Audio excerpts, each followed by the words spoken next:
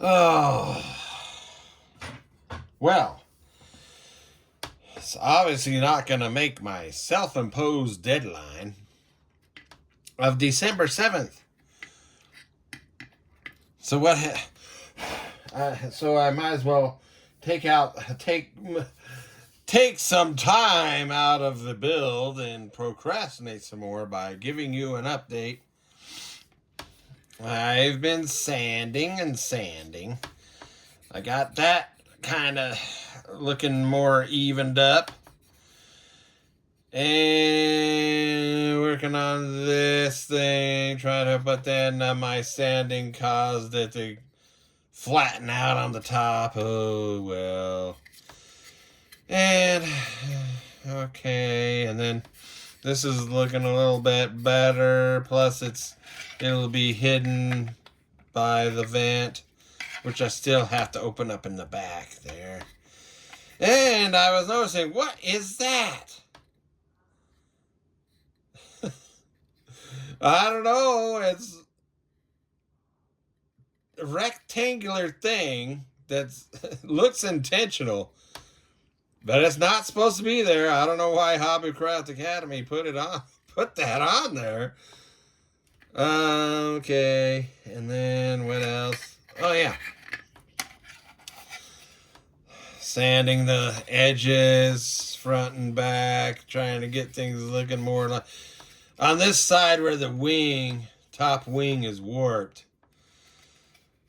the little, I call them knees, but this little, it didn't line up, top and bottom. It did, so it's not, not looking symmetrical. I tried sanding to make it look more symmetrical. This side's better looking. Well, and then let's show you something here.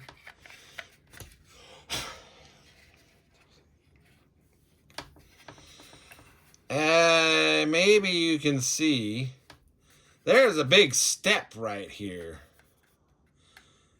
between the root area, fairing, and the wing. Besides a little gap. But I was taking care of that on this side. There's no step there now. And that's because I had to remove material from under here, which I'll have to do on this side. Then I have to do the old used tape on the wingtips across the fuselage to pull it up to try to get things close, try to reduce the gaps. There's going to be gaps there. And here's something else. So, none of these kits, the Monogram, this Hobbycraft Academy, or the Trumpeter kit, there should be some holes in here with the little rods coming out.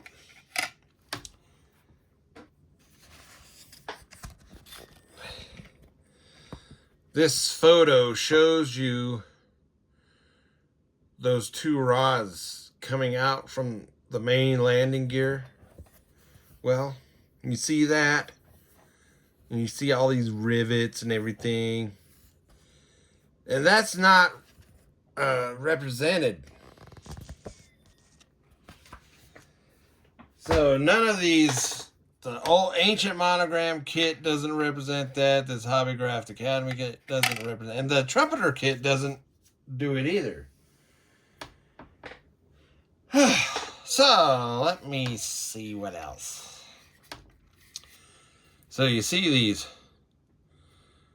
these are fuel caps for where they put the aviation gas in there into the plane.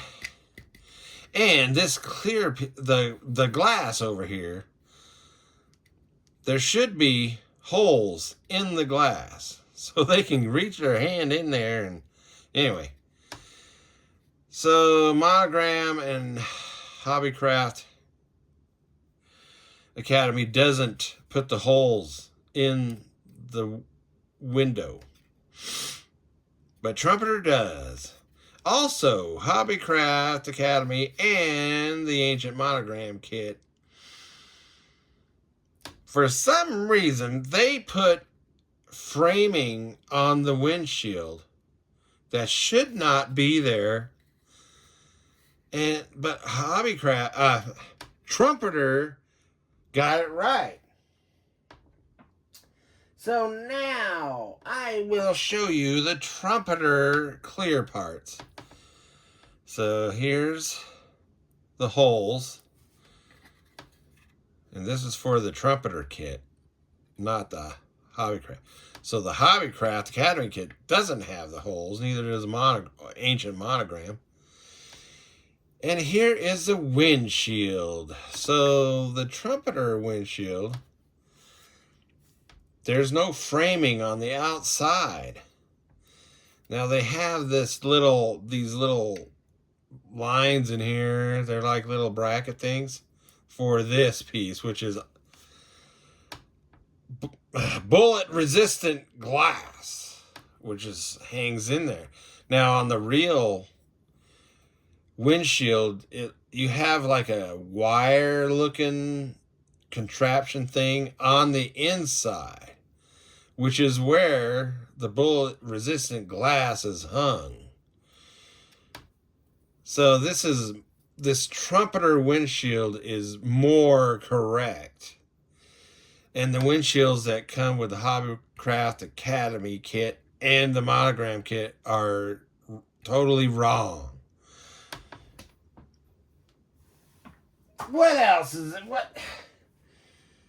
Oh, yeah. So regarding the knees, the knee knockers, the Trumpeter has decided to mold them separately to probably, except for you got the very top there is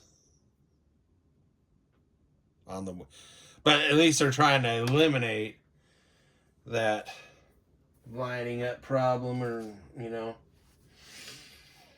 I don't know. Have I gone on long enough? There's a few other, I'm gonna get as much done as I can. This is I still have to carve out the vent, and I still have to, I'm gonna heat this and bend it up, because right now it will not meet the lower fuselage. I'll try to get as much done by my self-imposed deadline of December 7th. And then, let's see what else. Oh, yeah. There should be a trim tab actuator sticking out over here. Hobbycraft didn't get it. Neither did Monogram.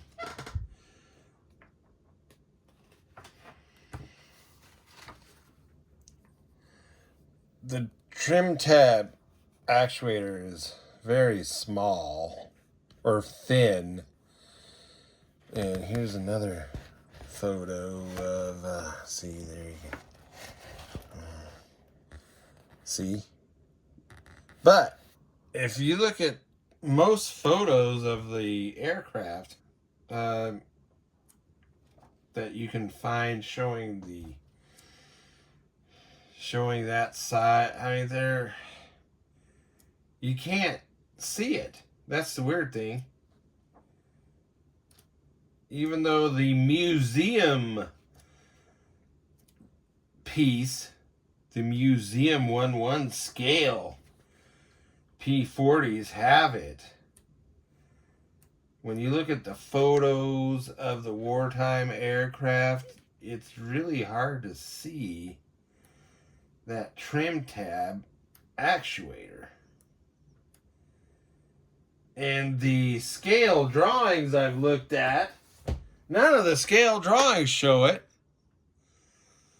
Strange.